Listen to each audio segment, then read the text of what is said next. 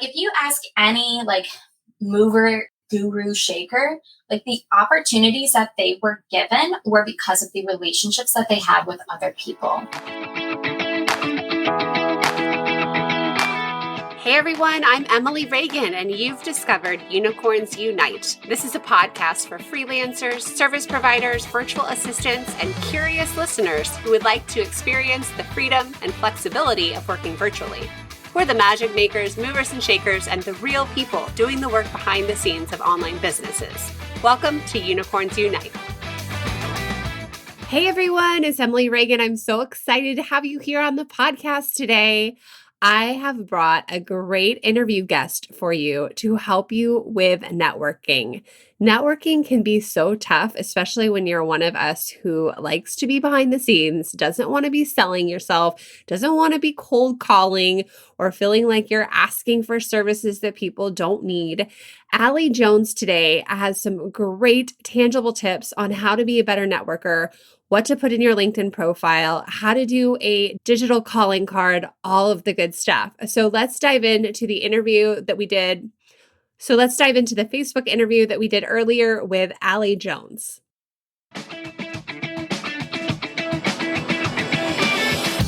Hey everyone. Hey.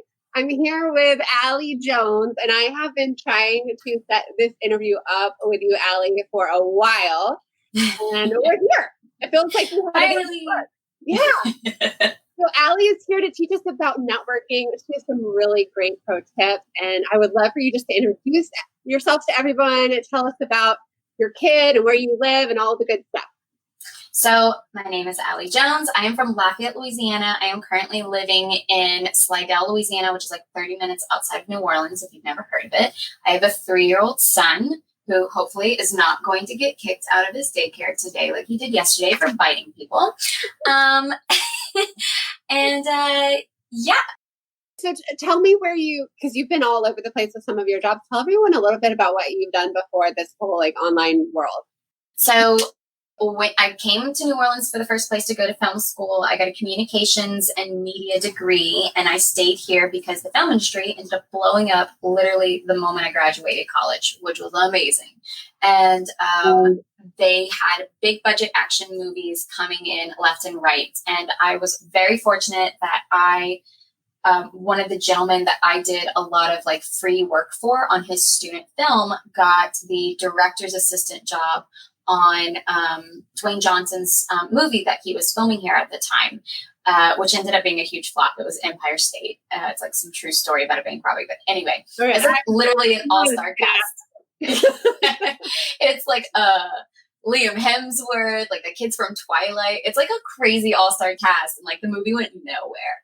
Aww. But what was I saying? Oh yeah, so I continued to like scale the ladder in that industry and became an executive assistant to producers, directors, celebrities.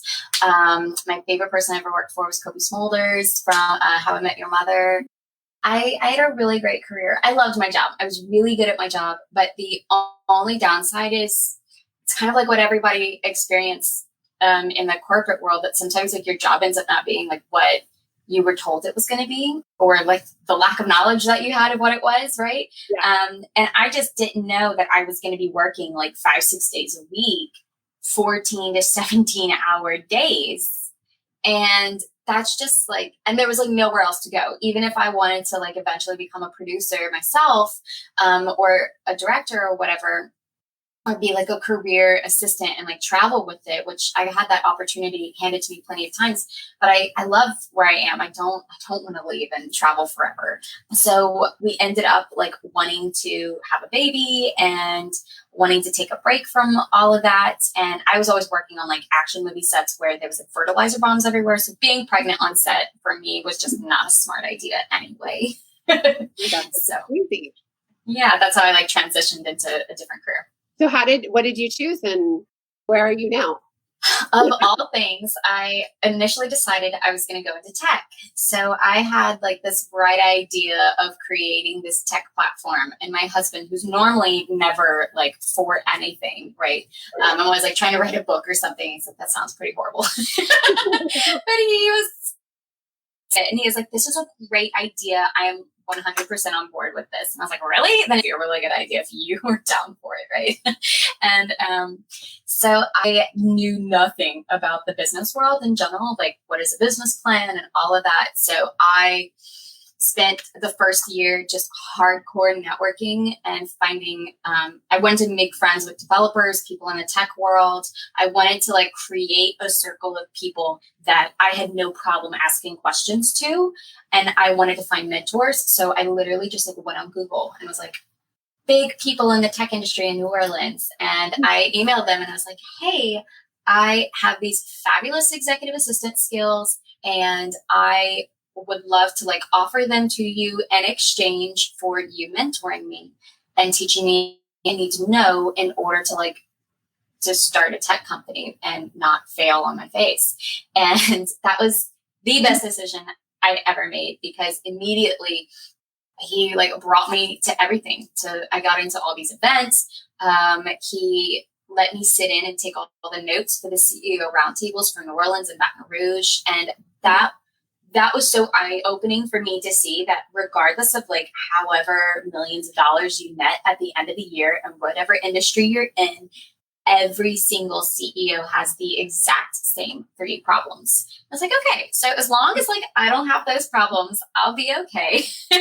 I need to, work more on my business and not stay constantly working in my business. And I need to like fire people, even if they're super talented, if they're like being a detriment to the company culture.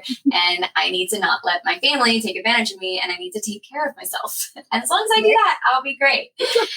And so I learned all of those amazing skills. And the really sad part is that I was listening to all of these super limiting beliefs and mantras that everybody was kind of like putting on themselves. And like, why you tell other people these things, I have no idea.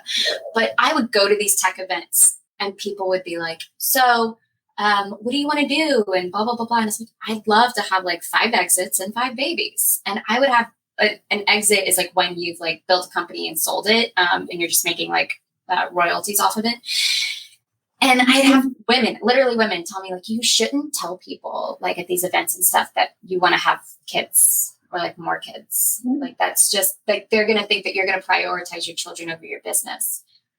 Like, do people tell men that? Like, and then why are you as a woman like telling me that? Like, do you have kids? Are you running a successful company? Then like, yes, then stop telling me that. And all of these things, that were like, had to find an investor, right? And I couldn't build it myself. I had to hire like a team of engineers and I needed to sell 60% of my company in order for it to like really thrive and succeed and blah, blah, blah, blah. And eventually I was like, you know what, if all of these other things that they've been telling me are incorrect, then maybe it's not that hard to figure out how to develop it myself. And maybe I don't need to sell out my company. And maybe I can just bootstrap this. And let me at least try and say that I tried.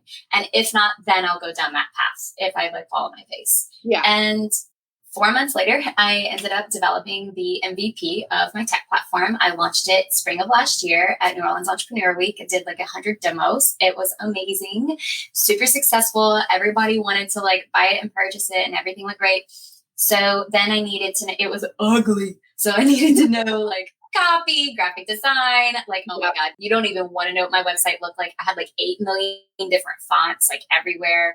I didn't understand like the color should be literally the exact same color, like everywhere, and not just like a similar shade of blue. Yeah. So many things I needed to learn. You got it out there and then you go back and you fix it. Yeah.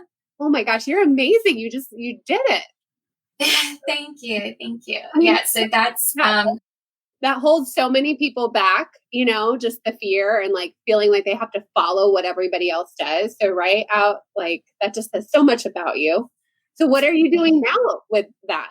So, well, it actually kind of like made like this baby of a next project, which is my sole focus right now. And thankfully, because of COVID. So my tech platform is something for people that go to like in-person events for them to be able to follow up with everybody they meet before walking out of the door via email. So it's a QR code that saves all of your information, but actually generates an email rather than bringing somebody to a landing page. And then it tracks all the analytics and data. So I started hosting these networking events, like I call them these networking feedback workshops. And I needed to like understand, who my target market was, who wanted to use this for free, who wanted to use the premium version.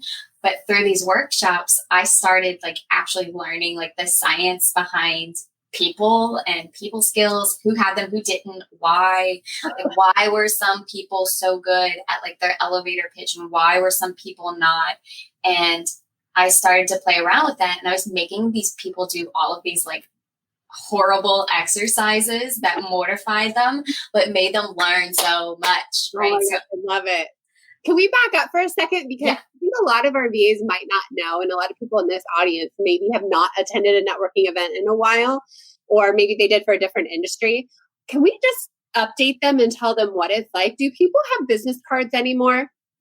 So yes. And I think with like anything that I would like normally answer that question with, because COVID, it's a whole different game now. But I mean, we will go back to in-person networking events, I do believe, eventually at some point. But okay, so take two notes, right? One, Canva does business cards, by the way. And you can go on Canva and you can either keep it as a digital copy that you can have that share URL for if you're at a virtual networking event, and you can put that in the chat for people, and you can sexify it with a bit.ly link, and you can track like who's clicking it and what and all the different things. Or when life is quote unquote back to normal or whatever that means, and you're going to networking events, then you can press print and send that off, and Canva will send you your business cards. Yeah. But the like important part to remember is that literally no one cares about your business, and no one's going to remember you, especially if it's at like a big networking event, regardless of if it's online or in person, right? Especially if it's a Zoom event, you're probably not going to see all the different faces or remember everybody. So for me, on my virtual business card, I have a 60-second video, because you can do that. You can put a video on Canva, and it has like my little spiel of the problem I solve for people, specifically whom, and then like what is my objective besides like making a client. So people always feel like, oh, well, if I don't want to be your customer, then I don't want to talk to her because she's going to assume that I'm interested in her products or services. So then that stops somebody from being able to have that relationship with you. Yeah. So if you can have that call to action of, this is where I am in my business journey, and this is what I need to get to that next level, people are super likely to want to help you, especially if you return the favor, and especially if you tell them how. So that's what I have on my little spiel is I'm like, I'm looking to make friends with people that are podcasters, because I'd love to have my own one day, or YouTubers, and I'd love to obviously be a guest on somebody's podcast, yada, yada, yada. I list all the things. And then I also mention like who I would love to connect with and help out, like as a mentor or whatever. And I get so many calls from that link. Like I have my online calendar linked on there to where you can jump on a call right away, or you can click on my social media icons, or my little link hub link, or whatever that is. Like I have everything all in one. But then if I am doing something like this, where I'm going to be, I can't have that one-on-one with people, instead of having my business card, I have like what you see in the chat, which is my website. I created a separate landing page that looks similar to like a link tree, but it has kind of like the announcement at the top, like what I really want to make sure that everybody knows about, which is my webinar series this weekend. But then it also has buttons to like all of my social media accounts, and I literally have a button for like people to know my offers. Because a lot of times people just want to know like, okay, well, what are her products and services? Yeah. And then I also have buttons for like my courses and like all the different things, anything you could ever even begin to ask me a question about, it's all there on that one link. And so I like to have that for any time I'm somewhere and somebody's like, oh, I want to know about that. Instead of having to like manage all of these pages at the same time. It's great SEO for bringing people to, my website and all of that jazz. It is amazing. So anyone, click on the link right now inside this Facebook description, and we're going to get her landing page. It's a link-hub, and you will see what she's talking about. The very top, there is your event that you're hosting with all your speakers, and you scroll down, you can see your quiz, your lead magnet generators, your free trainings, like book a call, like all of it. I want everyone to see this because, we do teach doing this in Instagram with that link in bio, but I love how you use this for more than just that. Use this for all of your networking. So people know exactly where they want to go with you. Is there ever too much on here, or do you ever scale it down during a certain time? It started smaller and then it just kind of grew into this bigger animal. But I think, the consumer behavior with each generation is getting more stalky, and we don't believe you. I want to see your social media. I want to see videos of you going live. If I'm going to purchase from you, or if I want to be friends with you, if I want to collaborate with you, I need to see you talking and get your vibe. And my favorite person to follow on Instagram is Alex Beeden. She's kind of the story queen. And she always talks about the fact that she goes live religiously every weekend to talk about whatever burning questions people have and her services and her products and things. That's the game changer for her. Why she's so successful is because she is able to literally connect to you in a way that's not possible in this COVID life right now. And that's just so, especially on LinkedIn and stuff, engagement is so rare. Everybody just wants to pitch you. And fun fact for that, you can only do it on mobile, but if you go into LinkedIn and anytime somebody sends you their sales navigator pitch, this works for me because, I'm networking. This is my expertise or whatever, but real life example, I had a patent attorney send me a message with her pitch or whatever. And I sent her a 60-second video, which took no time at all.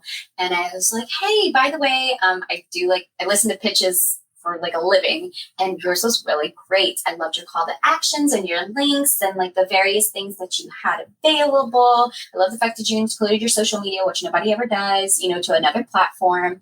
That was great. However, I would say have another call to action in case I'm not your ideal customer, so that we have a purpose and a reason for this engagement, and so that I can feel like I can actually help you and have a reason to reach out and continue this. And so for you, if you don't know what that is, I would highly suggest, as a tech entrepreneur, as I was coming up and going to all these little CEO roundtables, I wanted to hire the patent attorney that was giving us advice at those events, but he was the meanest person in the world, so I didn't. But I literally hired the next patent attorney that I met at another event. So I would have your call to action just be I'm looking for Facebook groups or virtual events where tech entrepreneurs are going, so I can give out some free advice. That is a very simple thing that I could do because I obviously have that huge connection of all of those people. And she immediately sent me a message back and was like, oh my God, thank you so much. She was like, that was so crazy. I love the video. It felt like you were right there talking to me.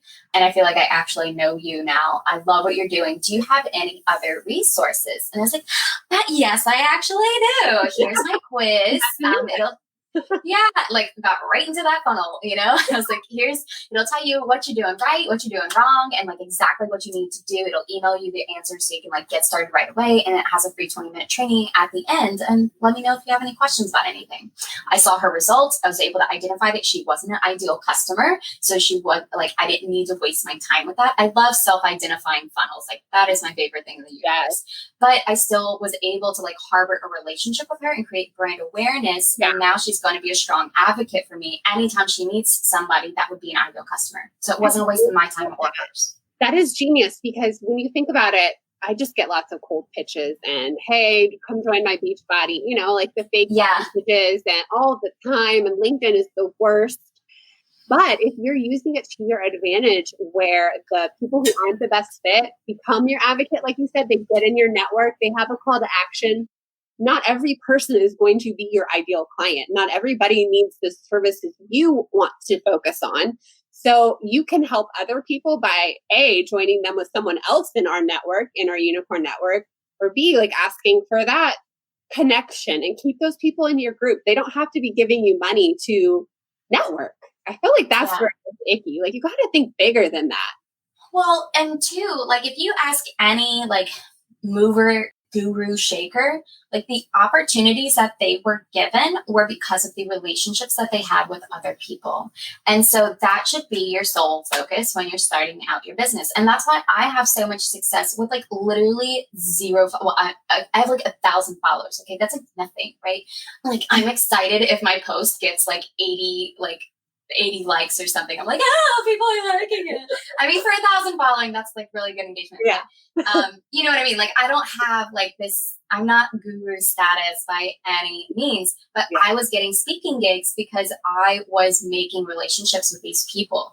I was going to, all of these networking. I mean, granted, this is before COVID, but I started hosting my own events so that I could start to create that brand awareness of my expertise. Like if I wasn't going to be able to, go and get my own gigs somewhere, like I would be much more comfortable falling on my face, like by myself with like a small little 5 people rather than like going on a big stage for the first time and being super nervous and all that jazz. Yeah. So I was able to like validate for myself that people were engaging with like what it was that I had to say. They were showing up, they were signing up, all of that. But then also the people that were letting me have their spaces, I was going into co-working spaces to have my events, and they were all free. So I wasn't paying the people that, own the building. It was just based on relationship. I was like, look, whatever you would want from me, I'm happy to let you come, and like gave a little plug about your co-working space and all that. I'm going to be bringing entrepreneurs here.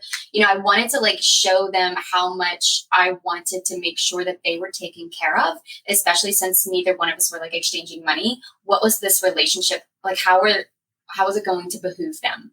And that's how you can, the same thing with my mentor. It's like, I wanted to show that this was going to be meaningful for just them and not just me. So start to create those relationships with the people that you desire to be your advocates, right? Like, even if they're not going to be your customer, I like to look for, like, identify who it is that I want to try to reach, whether or not I'm speaking or if I'm going to be like some sort of like leader in some sort of industry or whatever that is, and teaching other people. I try to find out like, okay, what events do I want to be like the speaker at or whatever? And then if I have no idea what those events are, then I go to Facebook groups that are like super saturated with the people that would attend those kinds of groups. And I just go in and I ask, and I say, hey, what's an event, like any virtual events going on where I could learn more about X, Y, or Z thing? And then I go and find those events, and I go and stalk all of the people that are organizing it, that are marketing for it, that are speaking at it. And I follow them on all of the social media platforms that they're on. And I start to create those relationships with them. And I don't just start off with like the pitch of, by the way, can I be a speaker too? Yeah, give me some tips for this, because I just see so much junk out there in the DMs where people are clearly, they just want my money. So what could a virtual assistant do? Like, translate what you're doing for your business. Because our virtual assistants aren't speaking. They do to speak. But how can you start that relationship in a non like salesy, spammy, like taker, bucket? What's it called? Bucket, filler, bucket, emptier. You know the kid book I'm talking about? No, I don't. That analogy. You don't want to be the little kid who dumps out the bucket. You want to fill the bucket. Okay, that makes sense in my head. So I would think more of, okay, where's my ideal client spending all of their time? Okay, they are probably some super overwhelmed entrepreneur that doesn't have a whole lot of money. And one of my friends that's a VA, she told me the other day, she's like, I always ask people that like on a consultation call, why do you want to hire somebody to do this job for you? Is it because you like can't, like you don't know how, or you don't have time? Or is it because you don't want to? And if it's because you don't want to, then you're not ready to hire a VA. The means aren't justified enough for you to be able to see that return on investment. You don't have those like key performance indicators yet. And so I would say like, okay, then who is like, where are they mindset wise, where it's not because they don't want to, but because they just physically can't, like they don't know how, or because they just don't have time. And it's somebody that's going to be kind of like up and coming. Maybe they just launched their course and they're starting to get those sales in. So I would start to try to find those Facebook groups for people that are trying to like scale their business. Like they've already had successful one-on-ones. Maybe they're trying to create a course or whatever, and go be an active member. Don't just go and like pitch your services right away. Find the other places that they're going, find the events they're going to, like the virtual networking events that they're going to, whatever like mindset gurus they're following. Make sure you're like soaking in the same content that they are so that you can know how to leverage yourself to get in there too and start showing up. If they're putting out content, like your ideal customer, like if you find somebody that you know, like needs to hire you and doesn't have a team yet, you can, like, the best way is through reciprocity. Start sharing, like, you see something that moves you that they put out in their content, sharing that on your social media, being like, oh my God, this person knows what they're talking about, blah, blah, blah, blah, blah.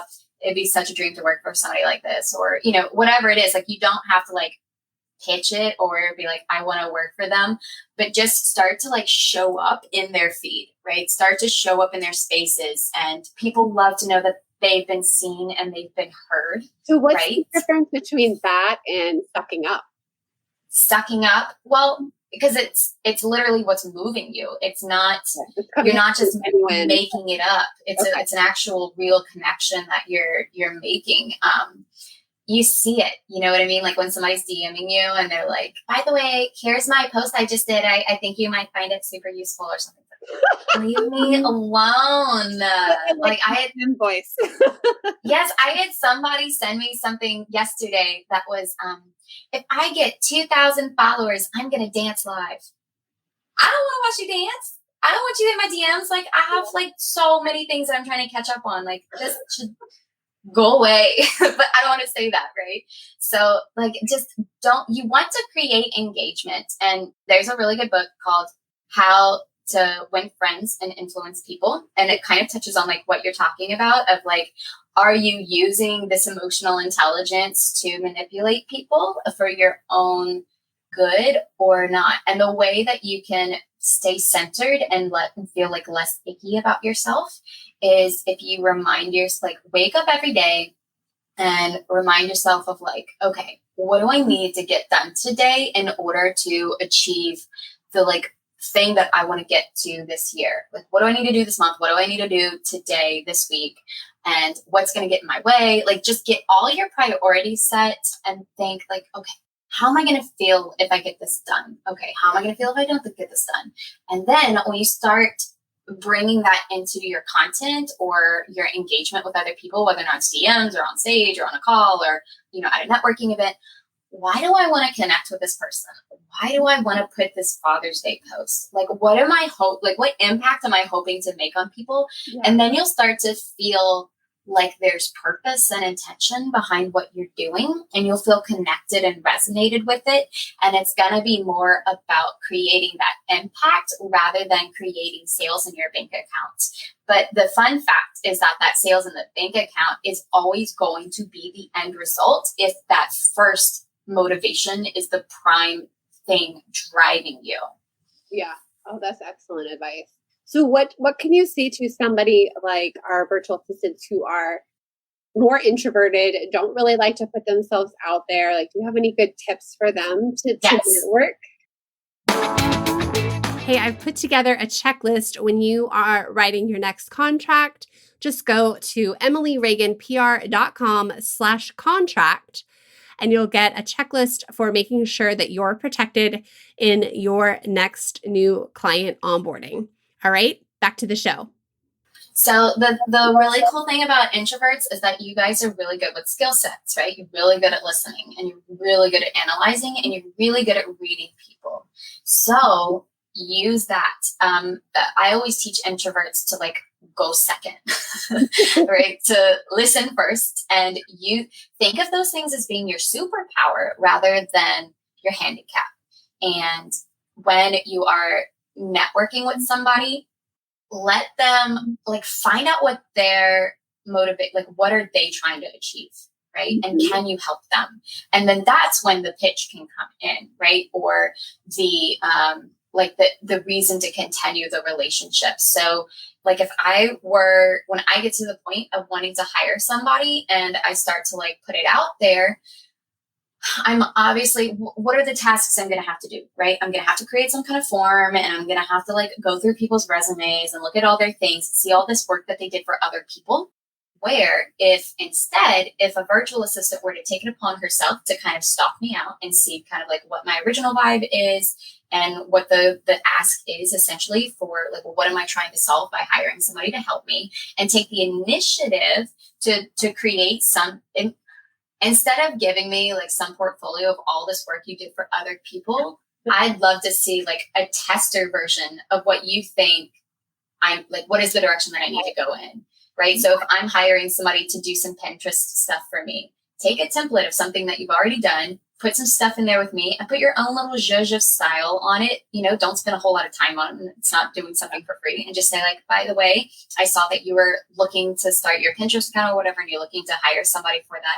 I specialize in Pinterest. I know everything about it. I have a lot of experience with it. Here's a link to my portfolio, but here's what I would envision for you and what I would probably suggest for you. And here are some resources to, there's nothing better than showing somebody like the DIY and letting them see how freaking hard it is to try to do something like that themselves, to where they come begging you to do it for them. It's like suddenly they're able to value your price point so much more because they understand the work it took to get there. Whereas opposed, if they don't have that competency level of what the behind the scenes looks like, then they can't validate paying somebody $1,000 a month to do, you know, just a handful of content pieces for them. I know so many VAs that are like, yeah, I'm like $300 a month. I'm like, no, girl, this should be like $2,000. You know what happened recently? Somebody in the group was saying that they were going to do SEO, and I mean, unless you've done it yourself, you don't know how time consuming that is.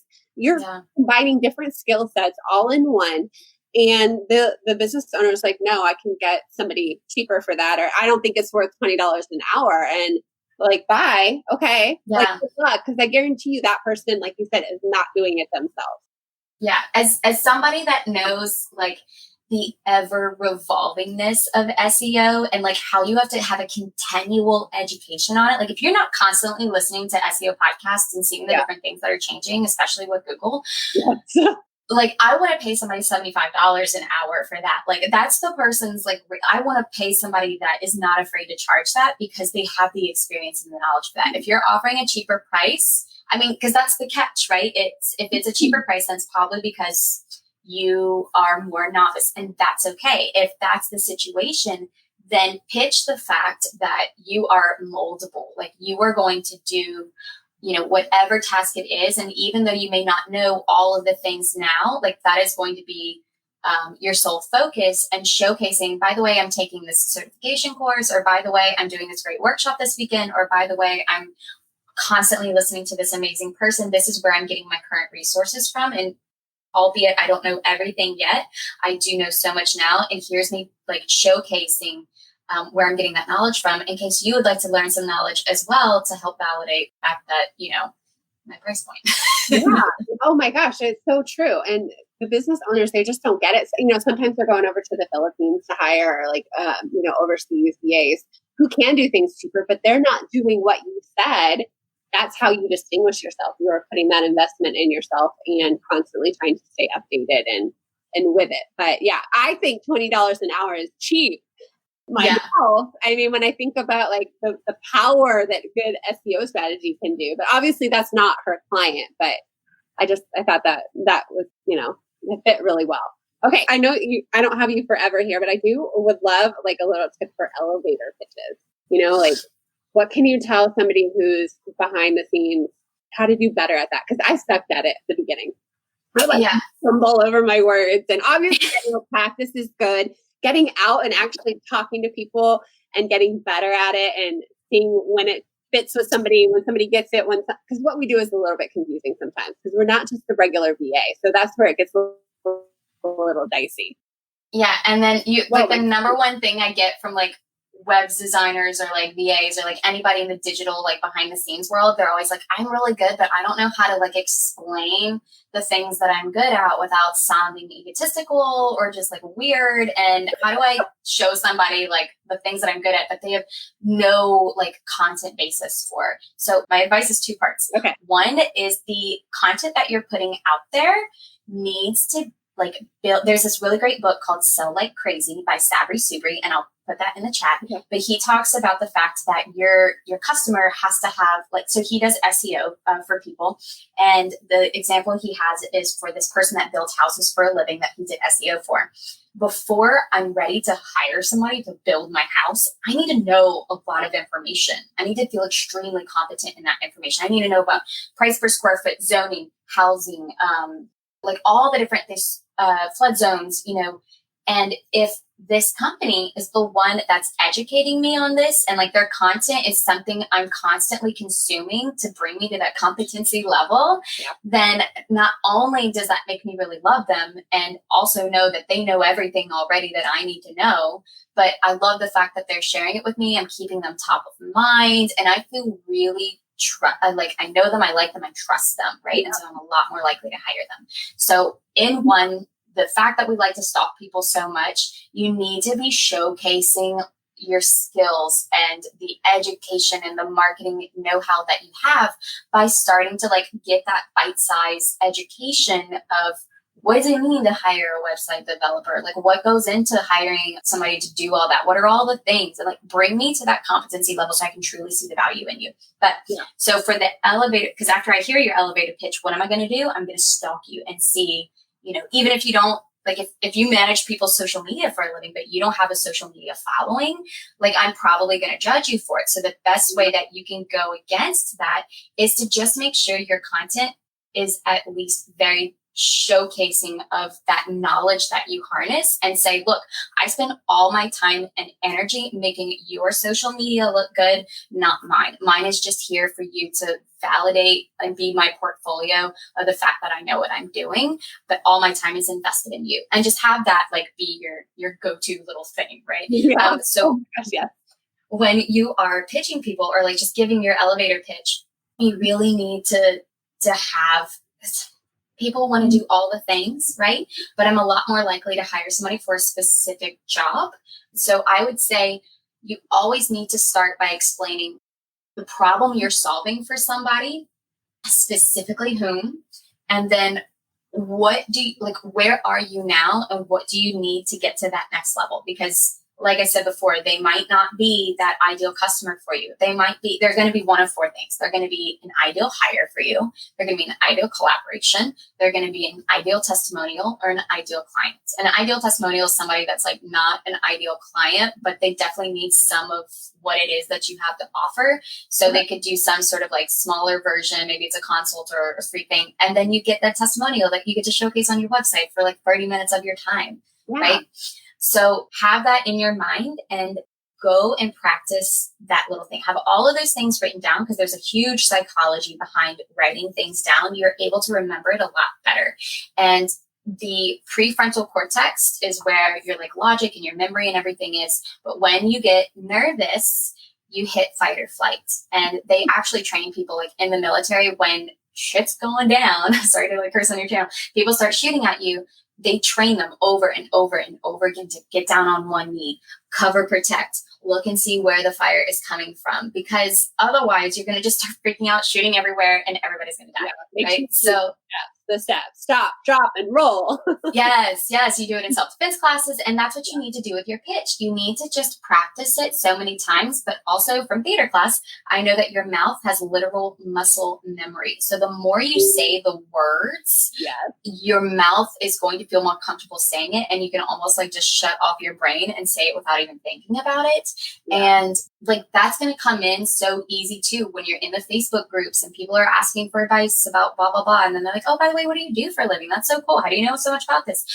You're going to know what to say for your little pitch. It's right there because you've practiced it so many times. Before I go to a networking event, whether or not it's virtual or in person, I think, okay, who's going to be in that space? Who's going to be on this call? What industries are they in? What can I hope to gain from this experience if they end up not being, a client or whatever? And what is the appropriate call to action for the people that are going to be there? And then I say that whole little spiel in my head over and over and over again. I write it down on my phone. I say it a few more times. And then I feel like I have a plan. And that plan is what gives me the confidence. And fun fact, excitement and anxiety are chemically the same in the brain. Google it. I swear to God, I can't even make that up. And it's just a mindset shift. Are you just excited, or are you just full of anxiety? It's totally just a mindset shift switch. So have a plan to make it go from being nervous to being really excited. And in this business, it can be so hard when you're trying to explain that you're kind of a jack of all trades. But if you meet somebody and they're stumbling over what they do, like immediately, confidence level, people don't want to work with you. So practicing that is so important. And I'm not this eloquent speaker, but I've gotten so much better this last conference I went to, and really, and I had people say, like, you suck at this. But that's feedback. That's feedback. It's not pretending. Yeah, they just wanted to help me. But I like what you're teaching about too, like thinking about what's good for you. Because sometimes I go to conferences, I'm not looking for clients. Like, I'm booked out. I'm not looking for that. But I am looking for the referral network, because that is amazing. Yeah.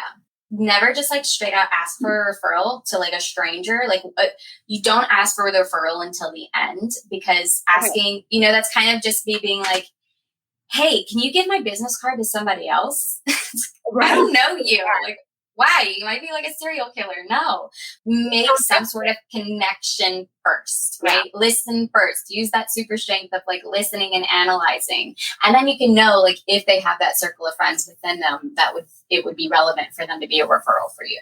So were you an introvert?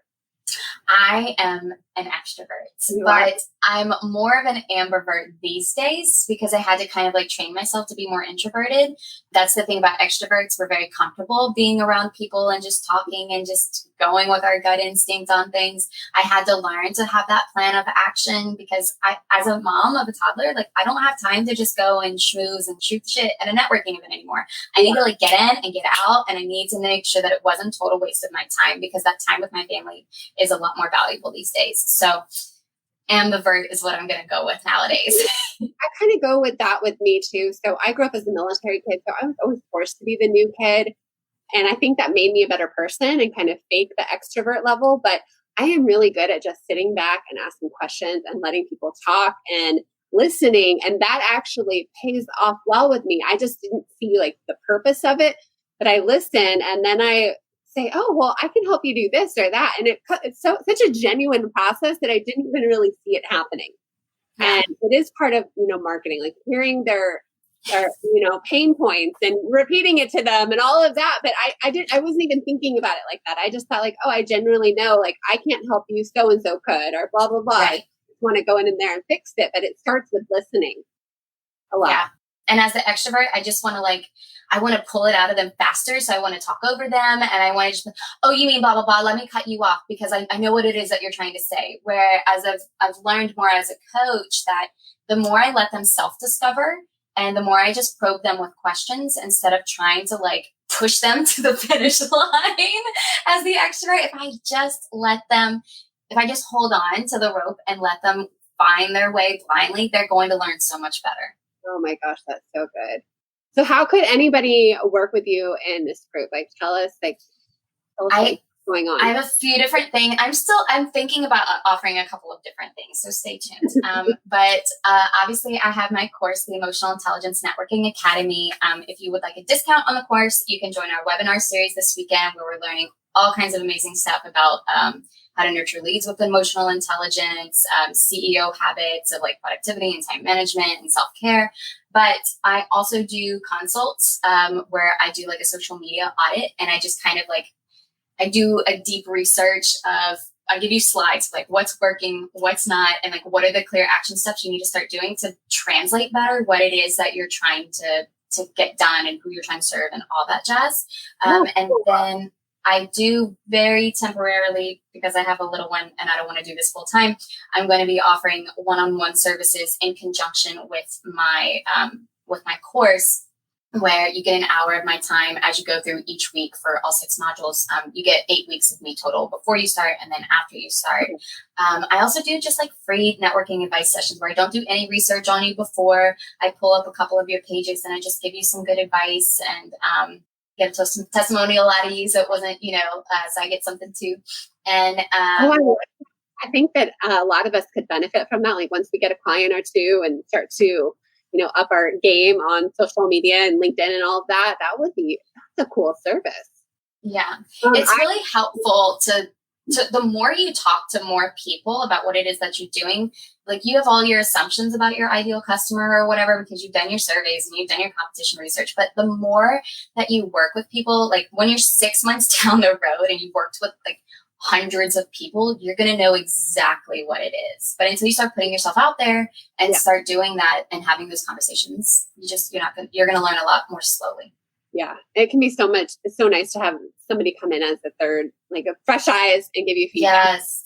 I actually had this guy approach me on LinkedIn trying to get me to buy stuff, and I couldn't help myself. I was completely sober in the moment, and I made a joke about how he looked like he was in prison because he had a orange jumpsuit and he's in LinkedIn, and I'm like, dude, I thought he was trying to be helpful. Like, I feel like on LinkedIn, maybe like orange isn't good. He didn't get my humor, by the way. And it's stuff like that. Like we don't think about, we're like, oh, I look good in orange. Orange is a good color. And you're like, no, you look like you're on, Yeah. Yeah. I would say the last little piece of advice is no one's ever going to remember anything you said or did. They're only going to remember how you made them feel. So if you can make sure that everything that you do, whether or not it's putting out something on social media or if it's talking to somebody or nurturing a lead or on a discovery call, whatever you're making them feel is going to be the only thing they walk away with. So just have that little plan of action in your head where like the NLP of things, where do you want them to start emotionally and where do you want them to finish? Oh, that's so good. Because so many of us overanalyze our own business and what we're trying to do. And remember that at the core. Like, how are you trying to make your people feel? Yeah. I can't thank you enough for coming on here. You've been so helpful. You make me want to go audit everything I have going on. Good. Some corn dogs, Yes. I'm happy to do that for you in exchange for having me here and talk about and plug all my things. Well, thank you so much, everyone. Follow her over on Instagram. That's where I met her. And I think you'll have a good time over there. And thank you. And if you have questions, put them in the chat and Allie can come back here and let you know, some thoughts and feedback and whatnot. So I know a lot of people are going to catch it on the replay. So yeah, I just saw a comment. Somebody was like, I just got here. It's okay. Yeah. Thank you so much for this opportunity. I try to practice what I preach and put everything that I'm learning. My Instagram is definitely like my business journal and my open books. So whatever, I'm saying here is definitely something that I've put on IGTV there too. Yeah. You can learn so much just by following her and seeing her do things right. Check her LinkedIn. Like you can do some stalking, Yeah. And I'm always here for questions. Thank you so much. All right. Thanks, Allie. Bye. Bye.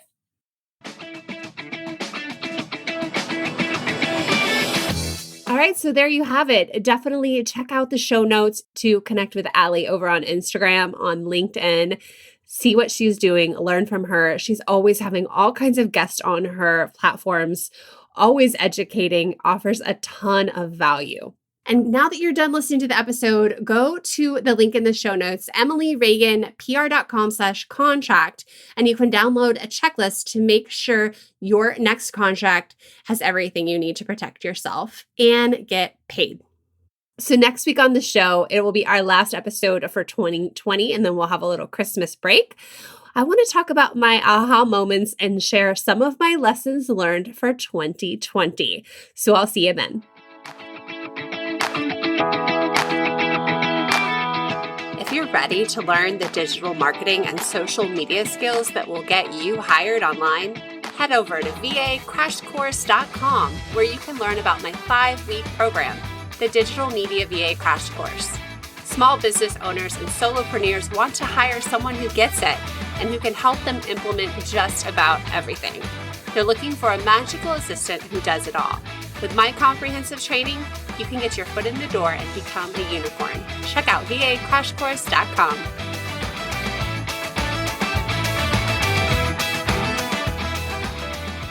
Oh, hold on a second. Are you okay? I might have to disappear for a second. Let me finish that. Fine. Okay. I was going to say with you really quick. Wait, you want to what? I want to do a boomerang with you really quick. Okay. Okay. Ready, set, go. Okay. Okay. There we go. It's good.